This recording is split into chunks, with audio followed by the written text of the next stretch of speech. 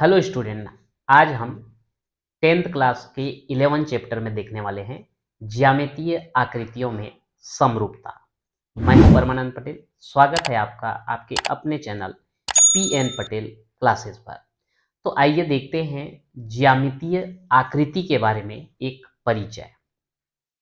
वैसे तो हम गणित में जो है कई प्रकार के ज्यामितीय आकृति देखते हैं, पर आज जो है हम एक क्रमबद्ध तरीके से ज्यामितीय आकृतियों को समझने का प्रयास करते हैं। तो जैसे अगर ज्यामितीय आकृति बोला जाता है, ज्यामितीय आकृति, यदि हम इसको जो है भुजाओं की संख्या के आधार पर यदि हम देखें, तो यदि जिसमें जो है केवल एक भुजा हो, जिसमें केवल एक भुजा है, वो या तो आपका सरल रेखा होगा, सरल रेखा मतलब सीधी रेखा ऐसा, या तो फिर वो वक्र होगा ऐसा घुमा हुआ, या फिर इस वक्र को पूरा कर दिया जाए तो हमको क्या मिल सकता है, एक वृत्त जो है मिल सकता है। तो यदि ऐसा कोई ज्यामितीय आकृति हम ले रहे हैं जिसमें जो है केवल एक भुजा है, तो उस कंडीशन में ये या तो सरल रेखा हो सकता है या फिर एक वक्र रेखा हो सकता है, रेखा नहीं बोलना चाहिए, एक वक्र हो सकता है, या फिर उस वक्र को पूरा कर दिया जाए तो एक वृत्त जो है प्राप्त हो सकता है। अगर भुजाओं की संख्या हम 2 ले लें, यानी कि अगर 2 भुजा ले लिया जाता है, तो 2 भुजा से बनने वाली जो ज्यामितीय आकृति है वो क्या बनता है, कोण बनता है।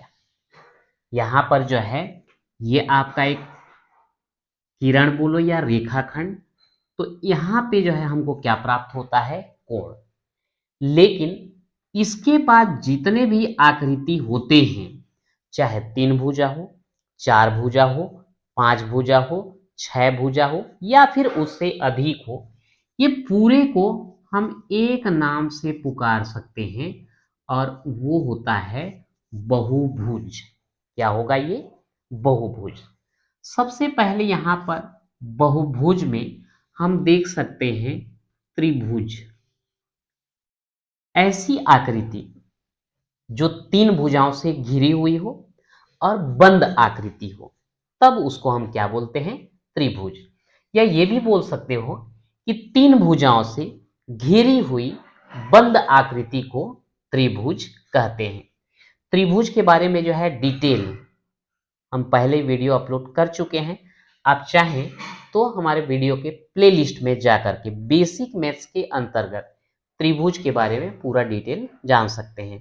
त्रिभुज क्या है, त्रिभुज कितने प्रकार के होते हैं, त्रिभुज के गुण क्या होते हैं और किस प्रकार से त्रिभुज की रचना किया जाता है। तो यहां पर जो है एक तो हम ज्यामितीय आकृति ले लिए त्रिभुज।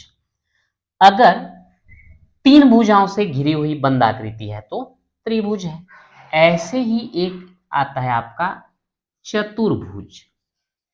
चतुर्भुज मतलब 4 भुजाओं से घिरी हुई बंद आकृति क्या कहलाता है, चतुर्भुज। अगर 5 भुजाओं से घिरी आकृति है तब उसको क्या बोलेंगे, पंचभुज। 6 भुजाओं से घिरी हुई बंद आकृति है तो क्या कहलाएगा, षटभुज। तो इस प्रकार से त्रिभुज, चतुर्भुज, पंचभुज, षटभुज, सप्तभुज, अष्टभुज, ऐसे बहुत सारे आपको ज्यामितीय आकृति मिलेंगे और ये सब के सब जो है क्या कहलाते हैं, बहुभुज कहलाते हैं। इस चैप्टर में, चैप्टर नंबर 11 ज्यामितीय आकृतियों में समरूपता में जो है हम मुख्य रूप से देखने वाले हैं त्रिभुज और चतुर्भुज के बारे में। तो इन्हीं पे थोड़ा सा कंसंट्रेट करते हैं। तो अगर हम त्रिभुज की बात करें तो 3 भुजाओं से घिरी हुई जो बंद आकृति होती है इसको बोला जाता है त्रिभुज। कैसे 3 भुजा, यहां पर मान लो ये जो है शीर्ष बिंदु ए लिया जाए, ये शीर्ष बिंदु बी ले लेते हैं और ये जो है सी ले लेते हैं। तो 2 बिंदुओं को मिलाने पर जो है हमको एक रेखा प्राप्त होती है। तो ये आपका एक रेखाखंड हो जाता है AB, दूसरा हो जाता है BC और तीसरा हो जाता है AC। और ये तीनों के द्वारा जो है एक बंद आकृति बन रहा है, तब इसको हम क्या बोलते हैं? त्रिभुज। अगर तीन भुजा तो हो पर बंद आकृति न हो तो वो त्रिभुज नहीं कहलाता। एग्जाम्पल के तौर पे इसको आप देख सकते हैं, यहाँ पर ये एक भुजा, ये दूसरा भुजा और ये तीसरा भुजा, लेकिन इनके द्वारा जो है एक बंद आकृति नहीं बनाया गया है, ये खुला आकृति बना है, इसलिए इसको हम त्रिभुज नहीं कह सकते। ठीक, तो यहाँ पर जो है एक त्रिभुज बना दिया गया। अब इस त्रिभुज में जो है तीन शीर्ष हो गए, तीन भुजा हो गए और तीन जो है कोण हो गए। तो इसी के आधार पे जो है हम त्रिभुज का फिर वर्गीकरण करते हैं। सबसे पहले हम देखते हैं भुजा के आधार पर। तो भुजा के आधार पे त्रिभुज के तीन प्रकार कौन कौन से हो जाते हैं? सबसे पहले तो हो जाता है समबाहु त्रिभुज। ऐसा त्रिभुज जिसके तीनों भुजाओं की लंबाई एक समान हो वो कहलाता है समबाहु त्रिभुज। समबाहु त्रिभुज में जो है एक विशेष क्वालिटी पाया जाता है कि तीनों भुजाओं की लंबाई बराबर, और तीनों भुजाओं की लंबाई बराबर होने की वजह से तीनों कोण भी आपस में कैसे हो जाते हैं? बराबर हो जाते हैं। पहला प्रॉपर्टी ये है कि समबाहु त्रिभुज के तीनों भुजा की लंबाई बराबर होती है, पहला गुण हो गया। दूसरा, समबाहु त्रिभुज के तीनों कोण आपस में बराबर होते हैं, दूसरा। अब यहाँ पर यह भी हमको पता है कि त्रिभुज के तीनों कोणों को अगर हम जोड़ दें तो कितना प्राप्त होता है? 180 अंश। तो इसके हिसाब से अगर ये तीनों को जोड़ने पर 180 अंश मिलता है और ये तीनों जो है आपस में बराबर भी है बोल रहे हैं, यानी कि 180 को 3 भाग में बांट दे तो एक एक कोण जो है कितने कितने अंश के आएंगे? 60-60 अंश के आएंगे। तो इस प्रकार से समबाहु त्रिभुज में तीन क्वालिटी आप बोल सकते हो। सबसे पहला, तीनों भुजा की लंबाई बराबर, दूसरा, तीनों कोण आपस में बराबर, और तीसरा, समबाहु त्रिभुज के प्रत्येक कोण का मान जो है 60 अंश होता है। दूसरा यहां पर देखते हैं हम लोग सम द्विबाहु त्रिभुज। अब ये सम द्विबाहु त्रिभुज मतलब नाम से ही स्पष्ट हो रहा है, सम यानी कि बराबर, द्वि यानी कि दो, और बाहु यानी कि भुजा। तो ऐसा त्रिभुज जिसके दो भुजाओं की लंबाई जो है आपस में कैसा हो? बराबर हो, वो कहलाता है आपका समद्विबाहु त्रिभुज। अब ये समद्विबाहु त्रिभुज में क्या क्वालिटी पाया जाएगा? मान लेते हैं एक त्रिभुज हम ले लिए PQR, जिसमें भुजा PQ और भुजा PR, ये दोनों की लंबाई बराबर है। क्योंकि दो भुजा की लंबाई बराबर है इसलिए हम बोलेंगे क्या? उसको समद्विबाहु त्रिभुज बोलेंगे। और यहाँ पर जो जो भुजा बराबर होते हैं उनके सामने सामने के कोण भी बराबर होते हैं। इस भुजा के सामने वाला कोण होगा R और इस भुजा के सामने वाला कोण होगा Q। तो अगर ये भुजा और ये भुजा बराबर हैं तो ये कोण और ये कोण भी आपस में कैसे हो जाएंगे? बराबर होंगे। तीसरा होता है यहाँ पर विषमबाहु त्रिभुज।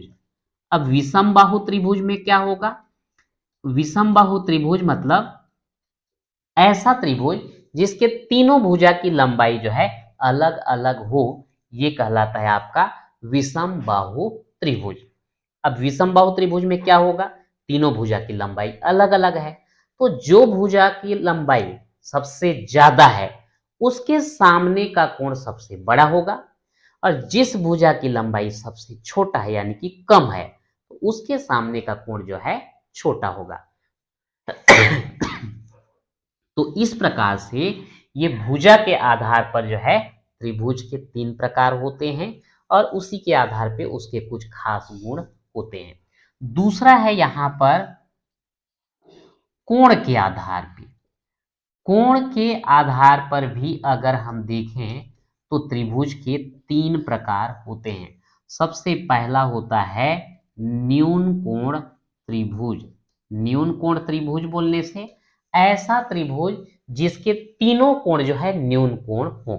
न्यून कोण क्या होता है? न्यून कोण मतलब ऐसा कोण जिसका मान 0 अंश से तो अधिक होता है लेकिन 90 अंश से कम होता है वो कहलाता है न्यून कोण।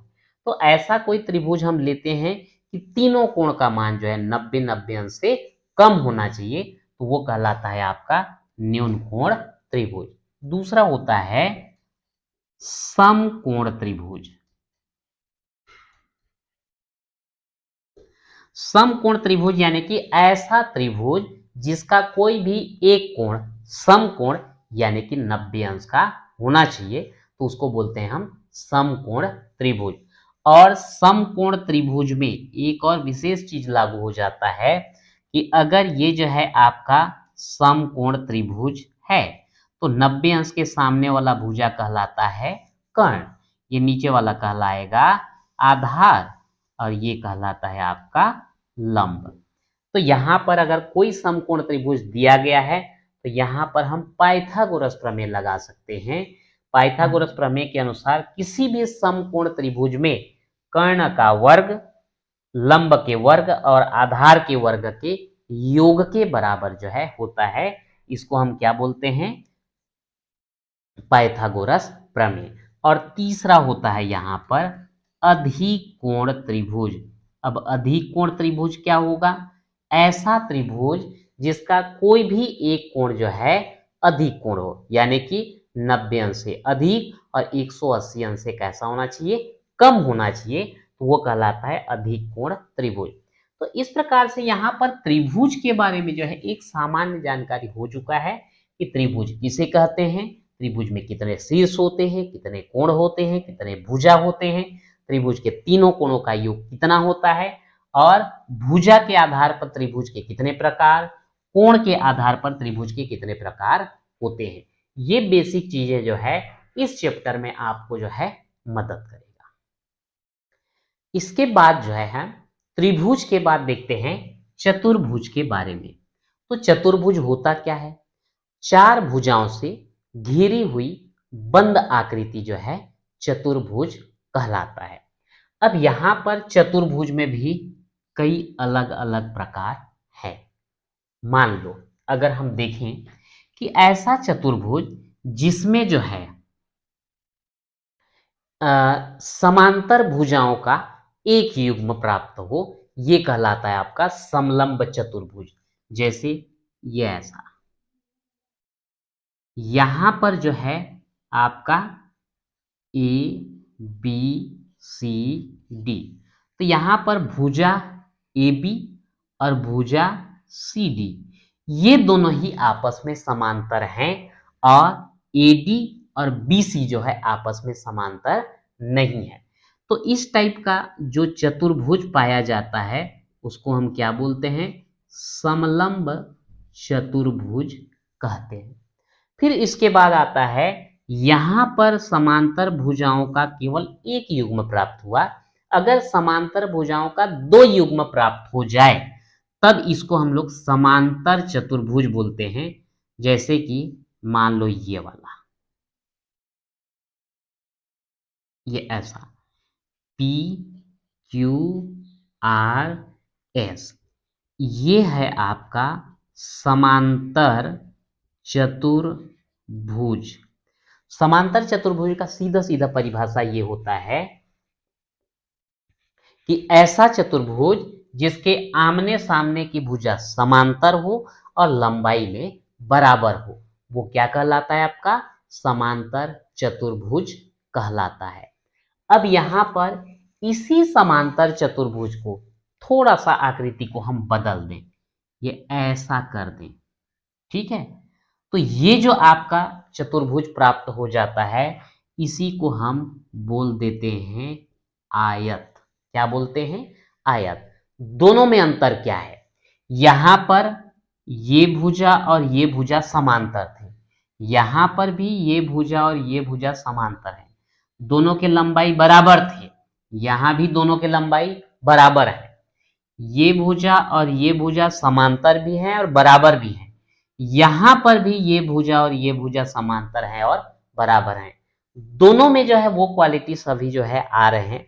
तो ये भी समांतर चतुर्भुज है, ये भी समांतर चतुर्भुज है, लेकिन एक एक्स्ट्रा क्वालिटी इसमें आ गया है, वो है कि प्रत्येक कोण का मान यहां पर जो है 90 अंश होता है। तो इसके हिसाब से अगर देखा जाए तो परिभाषा थोड़ा चेंज हो जाता है। इसका परिभाषा क्या बनेगा? ऐसा चतुर्भुज जिसके आमने सामने की भुजा समांतर हो और बराबर हो समांतर चतुर्भुज कहलाता है। लेकिन आयत समांतर चतुर्भुज होने के साथ साथ एक एक्स्ट्रा गुण लेकर के क्या बन गया है? आयत। इसका परिभाषा कैसे होगा? इसका परिभाषा हम दे सकते हैं कि ऐसा चतुर्भुज जिसके आमने सामने की भुजा समांतर हो और बराबर हो तथा प्रत्येक कोण का मान 90 अंश हो, वो क्या कहलाता है? आयत कहलाता है। तो आप इसको जो है दो अलग अलग तरीके से परिभाषित कर सकते हैं। ऐसा चतुर्भुज जिसके आमने सामने की भुजा समांतर हो और बराबर हो तथा प्रत्येक कोण 90 अंश का हो, वो क्या कहलाता है? आयत। ये आपका पहला परिभाषा है। दूसरा परिभाषा क्या है? हम बोल सकते हैं कि ऐसा समांतर चतुर्भुज। अब ऐसा समांतर चतुर्भुज कहते ही दो क्वालिटी लागू हो गया। क्या क्या? आमने सामने की भुजा समांतर और आमने सामने की भुजा बराबर। तो इसको हम परिभाषित करेंगे, ऐसा समांतर चतुर्भुज जिसका प्रत्येक कोण 90 अंश का हो, वो क्या कहलाता है? आयत कहलाता है। तो ये आपका दो डेफिनेशन बन जाता है। इसके बाद हम लोग चलते हैं समचतुर्भुज। अब ये समचतुर्भुज क्या होता है? यहां पर ले लेता हूं मैं इसको ई एफ जी एच। मान लेते हैं यहां पर चारों भुजा की लंबाई कैसा है? बराबर है। अब यहां पर जो है ये समचतुर्भुज तो है, तो इसमें जो है आमने सामने की भुजा समांतर और बराबर तो होगा ही। एक एक्स्ट्रा क्वालिटी आ गया है, क्या? चारों भुजा की लंबाई बराबर। तो अब इसका परिभाषा दो तरीके से बनेगा। ऐसा चतुर्भुज जिसके आमने सामने की भुजा समांतर हो और बराबर हो तथा चारों भुजा भी आपस में बराबर हो, तो ये क्या कहलाएगा आपका? समचतुर्भुज। क्या कहलाता है ये?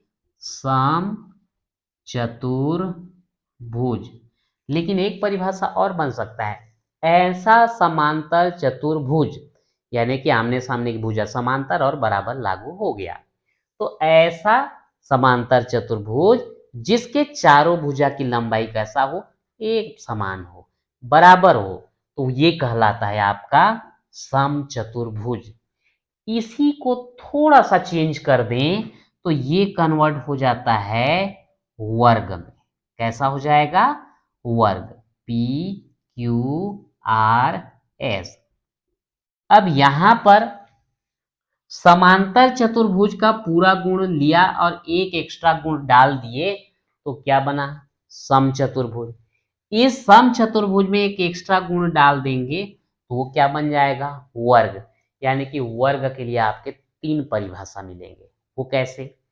सबसे पहला तो ये कि ऐसा चतुर्भुज जिसके आमने सामने की भुजा समांतर हो और बराबर हो तथा प्रत्येक भुजा भी बराबर हो और प्रत्येक कोण भी कितने अंश के हो? 90 अंश के हो, तो वो क्या कहलाता है? वर्ग कहलाता है।